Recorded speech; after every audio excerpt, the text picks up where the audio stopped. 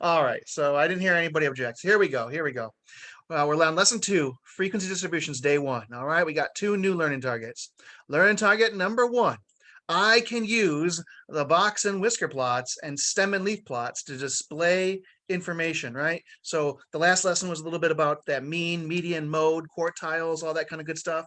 Now we're going to use some of that stuff to do box and whisker plots, which means we need that 5-number summary. We're going to need the minimum, the quartile 1, the median, quartile 3, and the maximum.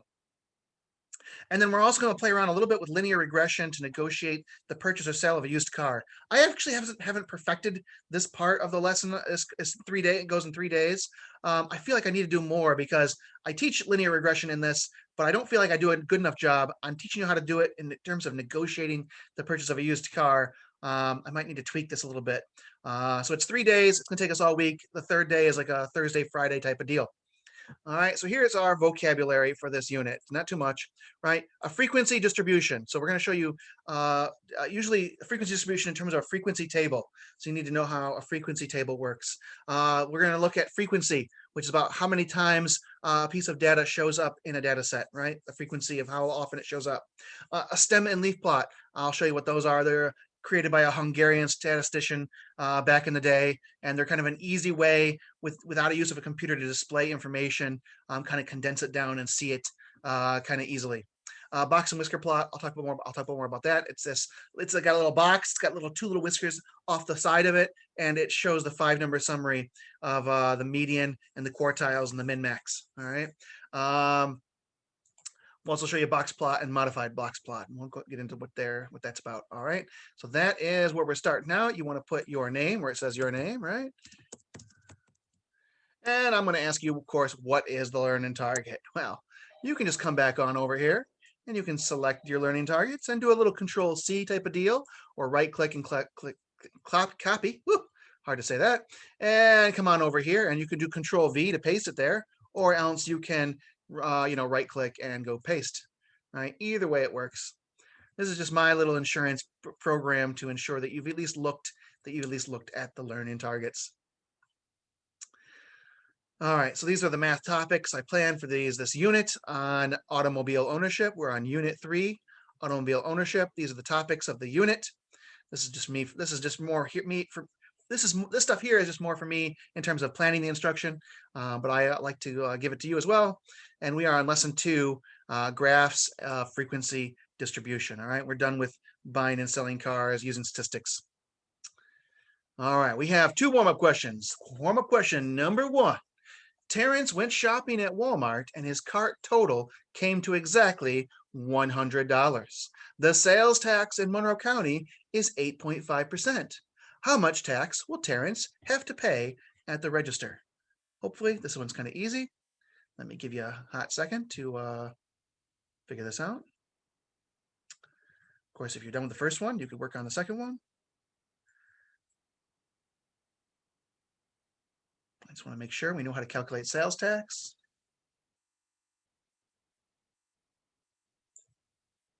All right, in the chat maybe. All right, someone already blinked to me in the chat something. Very good. Okay, so all right, here's Javier. Great. Here's how I would go about this. All right. What I want to do is I want to find out what is 8% of $100, right? What is 8%? I'm sorry, 8.5% of $100. All right. So remember when you're thinking the word of in mathematics, the word of usually means multiplication. So I want to know what is 8.5% of $100. So I'm going to need to do some multiplication. Now, I can't just take $100 and multiply it by 8.5%, right? Or 8.5, right? If I do that, I get $850. That's no good. Yes, exactly. Mr. K has shown you, right? I'm not going to pay $850 in sales tax. That makes no sense, right? So hopefully what you remember is when you have a percentage, in order to use it to multiply, we got to first convert it into a decimal. So I have to convert it to a decimal. I divide by 100 to convert it into a decimal. Why do I divide by 100? Because percent is a percentage out of 100. 100% is the whole thing. This is 8.5 out of 100. So this is 8.5% expressed as a decimal, 0.85. So if I wanted to know how much sales tax Terrence pays the register, I got to take my 100, multiply it by 0.085, right? That's that number I found there. That's 8.5% expressed as a decimal out of 1. And there I have it, $8.05, right? Does that kind of intuitively make sense? If the total is $100 and I want to know what 8.5% of $100 is, that's really easy. I could just say, oh, that's going to be $8.50, right? $8.50. That's the sales tax. Mr. K showed you, hey, you know what? If you wanted to find out what the total was going to come to, if I want to know what the total is going to come to, well, I know that if I times 100 by 1, I'll just get 100, right? So 100 times 1 gives me 100 back, right? Because I'm really multiplying by 100%. Well, 100 times 1 plus 0.085, right? That's 100 per. Oh, I need to insert a parentheses here. Insert. Make sure I get my parentheses in there. There we go. So 1 plus 100%. If I'm multiplying by 100% plus the 8.5% expressed as a decimal, it'll tell me it's $108.50. So, I'm sorry, did I say that right? $108.50. Yes, okay. That's the total, $108.50. The sales tax is just $8.50. All right. Okay, so now it's going to get a little bit harder, right? Because it's not an easy number just to calculate in your head. It's if Terrence purchased a used car and now has to pay 8.5% sales tax on his used car when he registers at the DMV, how much tax will Terrence have to pay?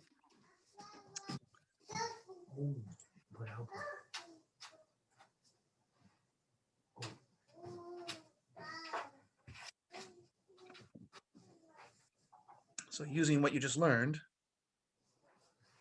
how do you find out what 8.5% of 7,400 would be?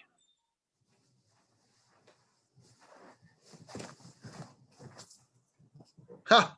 And I just realized my form is goofy.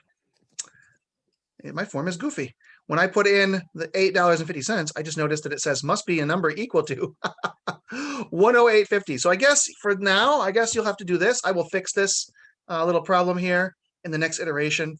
I will accept either answer. I'll accept $8.50 or $108.50. You may have to make it $108.50 in order to make sure that it goes through. And I have to leave off the $sign to make the Google form happy. That was my goof. Somehow when I created this, I made it a requirement.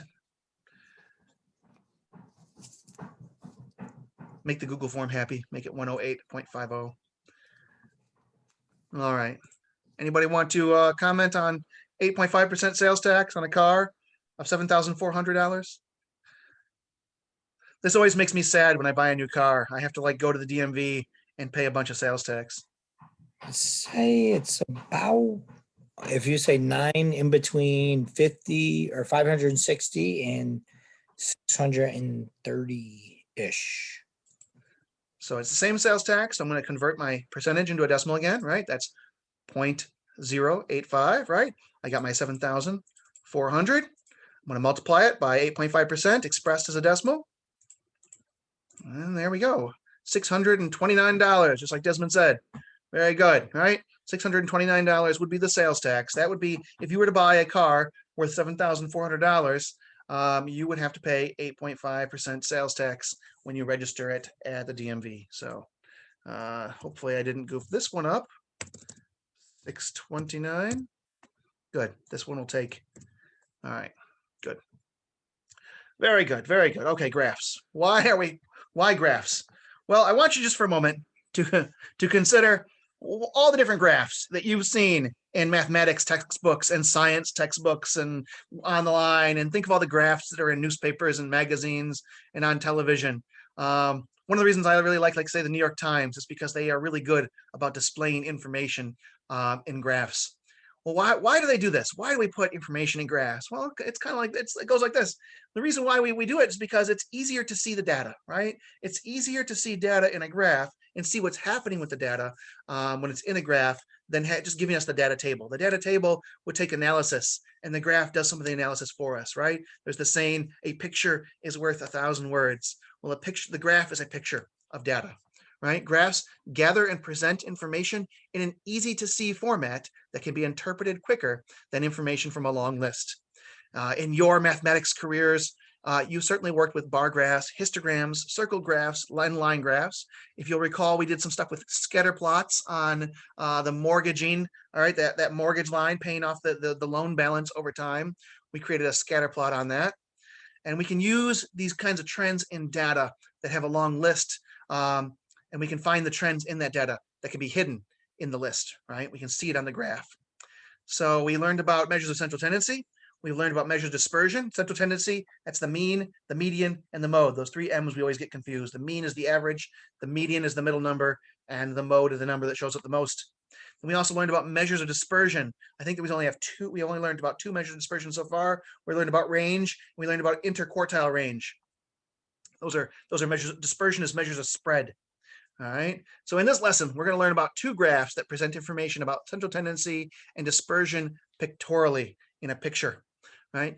You can use these graphs to help you negotiate car purchases and sales. And if the graph supports your position, it can give the other party involved, a quick look at the point you're trying to make. All right. So here is example one, kind of show you what we're talking about. Jerry here would like to purchase a car stereo. He found 33 ads for the stereo he wants and arranged the prices in ascending order. All right, he found one stereo for $540, $550, $550, $550, $550, $600, $600, $600, $700, and so on.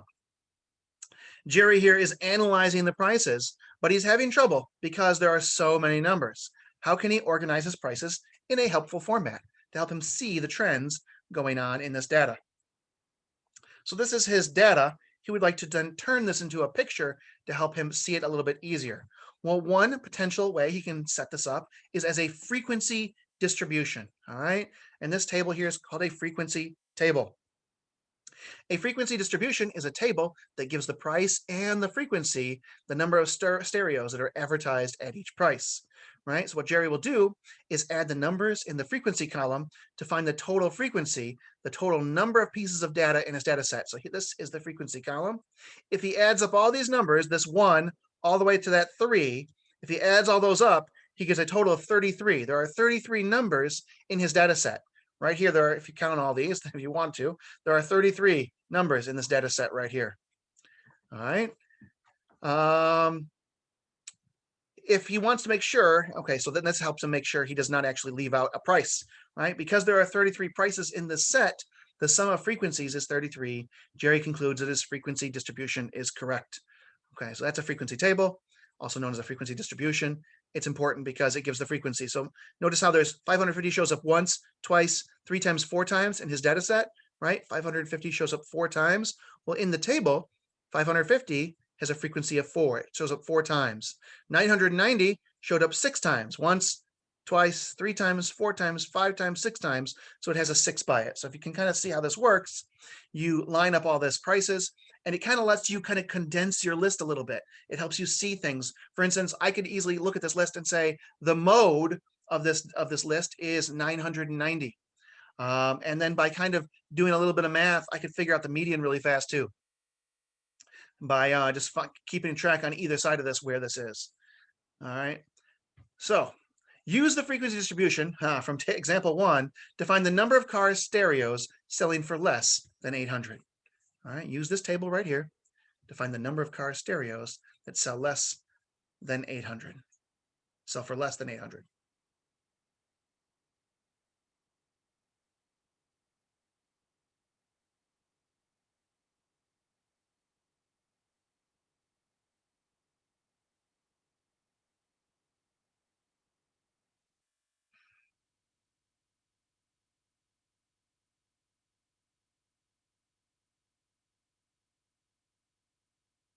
All right. So to find the ones that are selling for less, to find out how many stereos are selling for less than 800, I could use the frequency distribution to calculate it a little bit faster than could ordinarily calculate it, right? If I wanted to calculate it over here using the list, I'd have to count one by one. So less than 800, I can't count the 800 because 800 is equal to 800. Less than 800, this is less than 800. So 1, 2, 3, 4, 5, 6, 7, right? I'd have to count all these up. Using the frequency table, I can do this a little bit faster. I can say, okay, 775, there's 2. 2 plus 1 is 3. 3 plus 7 is 10. 11, 12, 13, 14. 15, 16, 17, 18, 19, right? And a little bit faster than counting up 19 separately. So there are 19 stereos. Oh, must be a number. Okay. We'll have to fix this form. All right. So just put 19 in there. Close enough. Good enough. Normally I like to get you guys in the practice of labeling your numbers, right? But apparently I've messed up this form. I need to go back and fix it. All right. Martina found the mean from the data, mean of the data from example 1 by adding the prices in the first column and dividing by the number of prices she added. Her answer was incorrect. Explain what error she made. I want you to think about this for a second. What she did was she added up all the numbers in the price column, and then she divided by 33. She added up all these numbers and divided by 33. What error did she make in calculating the average of this data? Let me give you some think time on that.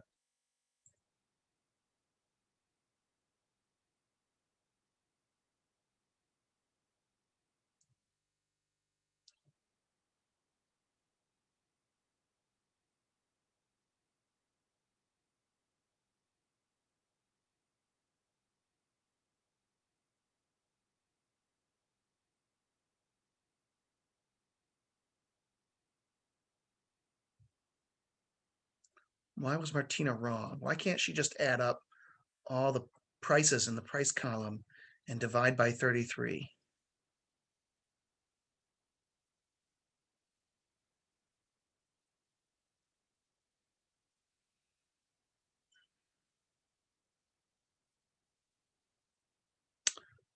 All right, so let's talk about it. And I'm going to talk about this in a second too, how to actually do this. But keep in mind that the average, how do we calculate an average? We calculate an average by adding up all the numbers in a data set and dividing by how many numbers there are. She did divide by 33, and there are 33 numbers in our data set. So that part is right. She divided by 33. Good for Martina.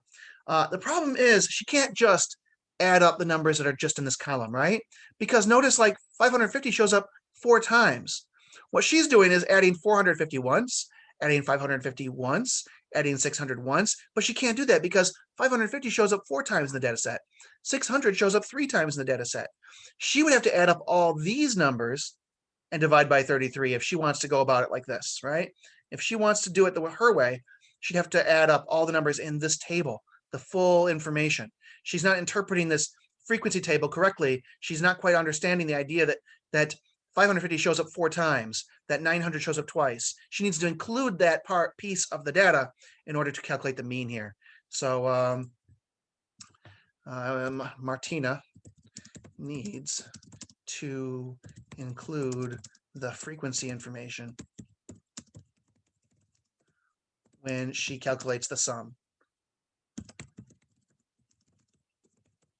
before she divides by 33. Right? She's not including this idea that there are some numbers that are repeating more than once.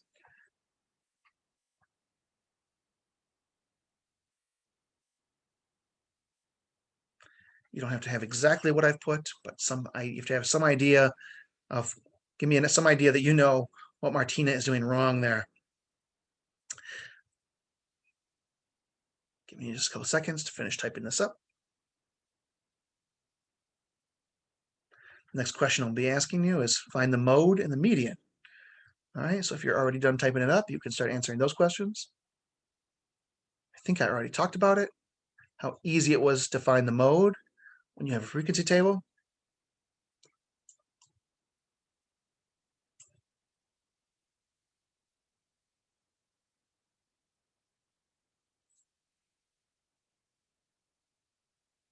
Okay, the mode. I'll take it in the chat. I feel like this one's pretty easy. Find the mode.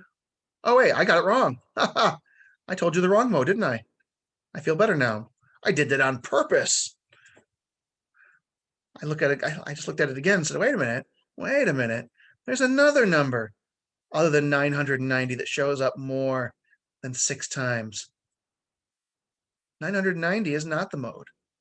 What is the mode here? What is the number that shows up the most? Anybody with me today? I am. Good, good. 700. Yes, indeed, right? So 700, right? You just what you're looking for here is you're looking for which number has the highest frequency, right? The mode is the number that happens the most. The mode is the number that happens the most. And my first glance at this was like, oh, 990 must be the mode because it showed up 6 times. Then when I looked at it a second time, I realized that, well, wait a minute, 700 shows up 7 times. 7 is more than 6. 700 is the mode. All right, so 700 is the mode. It's the number that shows up the most. And the median. We're going to find the median next. Let me give you some time to think about how you would calculate that median.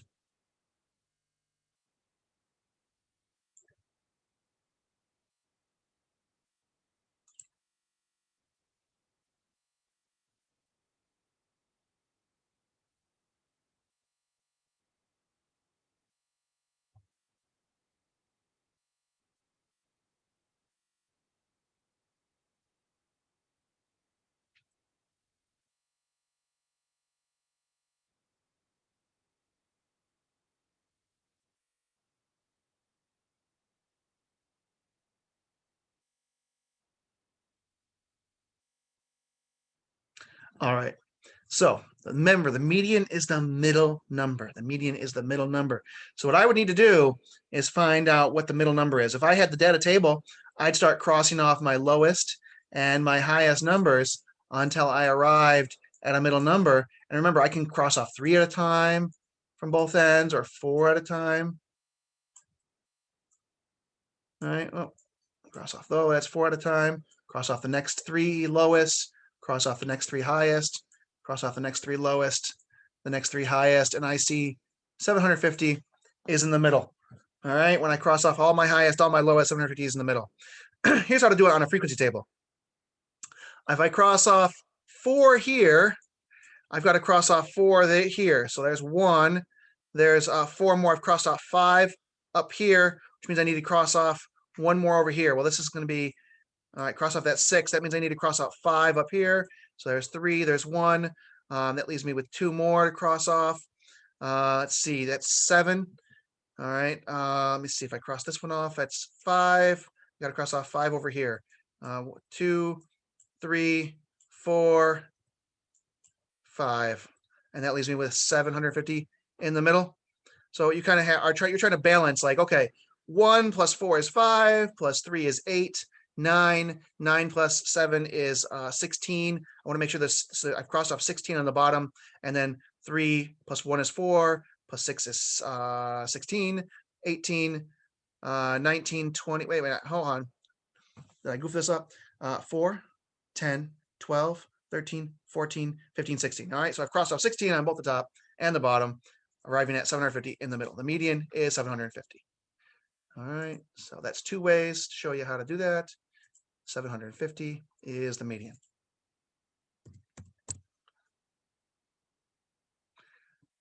Mode was 700, median was 750. Example 2. All right, here's how we're gonna actually go about calculating the mean of a frequency table.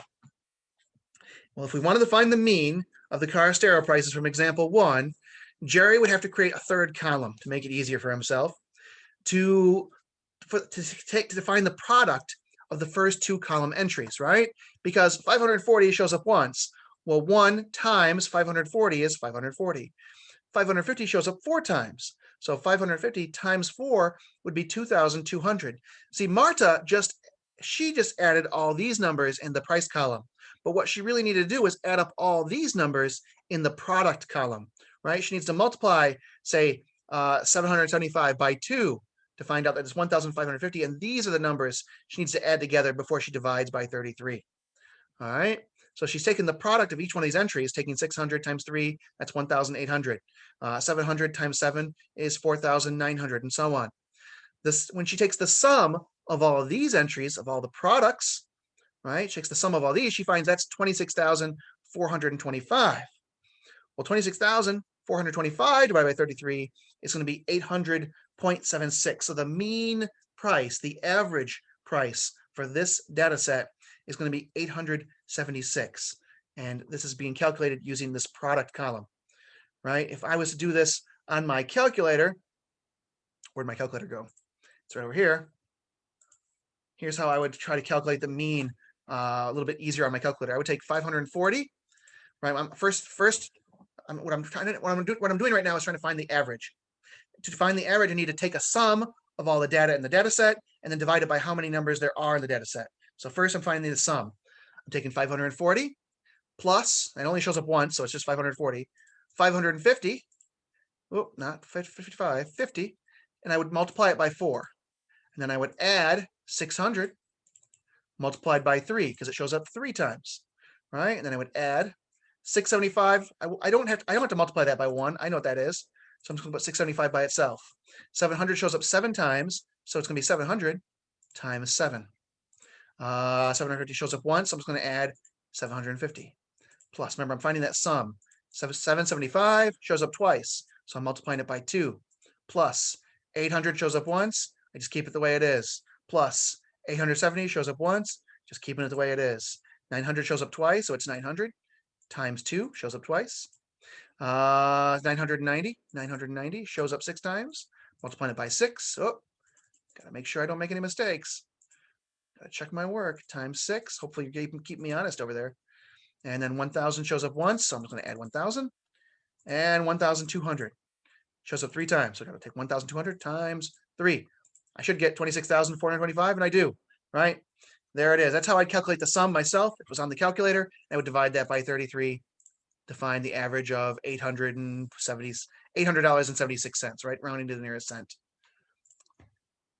That is how to get that done. All right.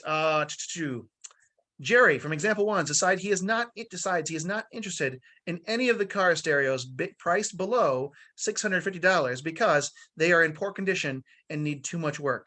Find the mean of the data set that remains after the prices below $650 are removed. So essentially, you're going to have to remove the data for 540, 550, and 600. So calculate the mean of the data from 675 on.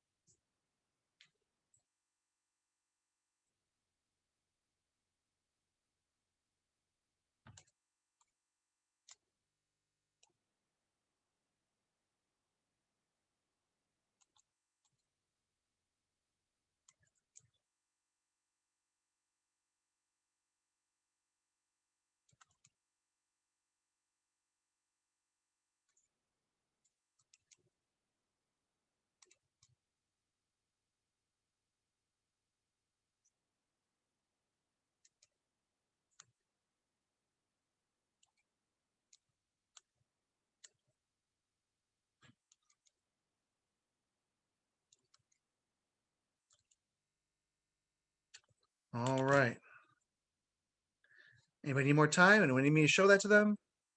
I'm inclined to move on.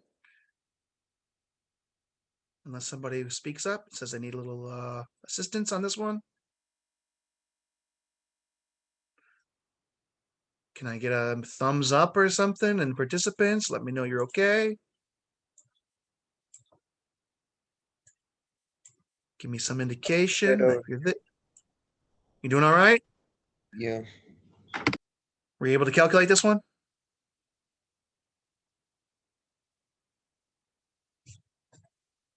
Which one? This Jerry from example 1, he's throwing out anything below 650. Find the mean. No, not that one yet. I was still on the first 2. Now these ones, the mode and the median. Yeah. Okay. Well, the mode was 700, right? We found that. That was the one that showed up the most. That showed up 7 times in the data table. And the median, that was the middle number. We showed that one.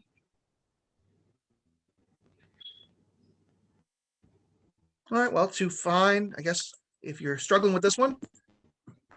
All right, so here's how I'm going to do this. I need to calculate just the numbers that are between 675 and 1,200. So 675 happens once, so I'm just going to add it. Right, I'm first finding the sum before I do my division. 700 showed up 7 times, so multiply by 7.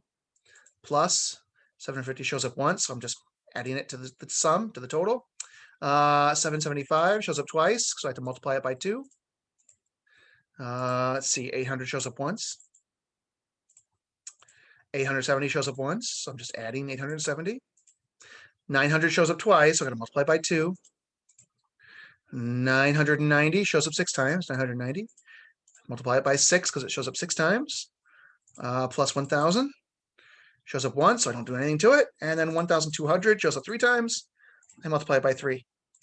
I now have a sum. I can press enter. I get a sum of 21,885. Now I can't just divide by 33, right? Because I threw out some numbers here. So I need to calculate how many numbers are in my data set. Well, I started with 675. So now I'm adding up the frequencies. There's 1 plus 7 plus 1 plus 2 plus 1 plus 1 plus 2 plus 6 plus 1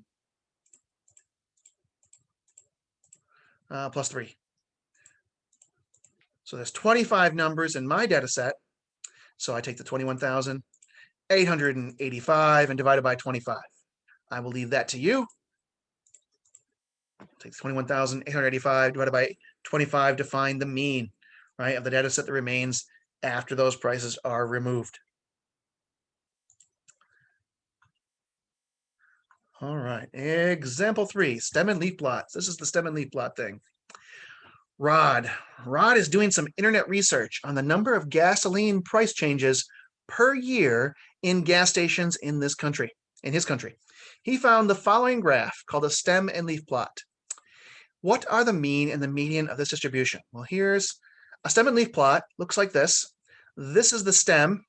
These are the leaves. All right. This is the stem on this side on the left. These are leaves. Every stem and leaf plot must come with a key. All right. The key is the key to interpreting the stem and leaf plot. Without a key, you don't know how to interpret a stem and leaf plot. So what it's telling me is that 5 bar 2 is going to equal 52, which tells me that the 5 goes in the tens place and the 2 goes in the ones place. All right, to be 52 and this one. All right, the stem and leaf plot displays data differently than a frequency table. To read the stem and leaf plot, look at the first row. In this plot, the numbers to the left of the vertical line represent the tens place digit and are the stems. The numbers to the right of the vertical line represent the digits in the ones place in ascending order, and these are the leaves. The first row represents these numbers. So this row right here, where it's like 1, the bar, 1, 1, 2, 3, 7, 9, represents the numbers 11, 11, 12, 13, 17, 19, right? The second row is 20, 23, 26, 26. These are the numbers in this data table, represented as a stem and leaf plot. The last row, of course, is 72, right? With one quick look at a stem and leaf plot, you can tell if there are low numbers, how many high numbers, or how many numbers are clustered in the center. Upon further investigation, sorry about that, you can find the total frequency and every piece of data in the data set. This allows you to find the mean, median, mode, range, and quartile values. By counting the leaves, the entries on the right side of the vertical line, you will find the frequency is 30, right? We can count by counting all the leaves over here, we can count out how many numbers are in our data set. We can add the data represented in the plot and divide by the mean, and the sum is to be 1,188. So 1,188, that's the sum of all of our numbers. We divide it by 30, we get 39.6. That would be the mean of this data set. So 39.6 would be the average, the mean. The stem and leaf plot presents the numbers in ascending order. To find the median, locate the middle number, right? The frequency is 30, is even. So to find the mean of the numbers in the 15th and 16th positions, the two middle numbers would both be 39, right? So if there's 30 numbers in here, I can get rid of the lower 15, 10 minutes, all right, lower 15, and I will find that 39 is going to be the median. All right, stem and leaf plots may have slightly different looks depending on what information is displayed. And the stem and leaf plot should include a legend or key that describes how to read it. All right, so my next question is to find the range and the upper and lower quartiles for the stem and leaf plot. Oof. Let's start with the range. Anybody help me? Want to help me out? How am I going to find the range in this thing? What was 2? What was example 2? What was the question above here? The Jerry from example 1 question? Is that what you're asking, Yamari?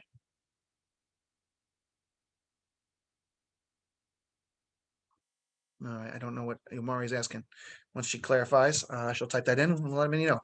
All right, find the range. Remember, the range is the biggest number minus your smallest number. All right, your biggest number minus your smallest number.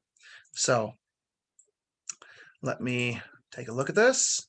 My biggest number is 72, right? I'm reading the stem and leaf plot as the 7 is in the tens place, the 2 is in the ones place. So 72 is my biggest number. Minus 11. 11 is my smallest number. So I would have a range of 61. All right. Apparently, I was going to go a little extra. I thought I had more time, and I was going to have you do the quartiles. We can do that. We can do that. We might have to complete some of this on Tuesday is what might have to happen. All right. To find the quartiles fairly easily, you can use the stat button on your calculator, right? That's one way of doing this. Press stat, edit. Looks like I got some data in my calculator, which I'm going to erase by pressing up, clear, enter. All right. So if yours looks like this, good. If yours has some data in it, you might have to press up, clear, and enter. All right. So I have an 11 is my first number. Another 11, a 12, a 13, a 17, a 19, a 20, a 23, 26 twice,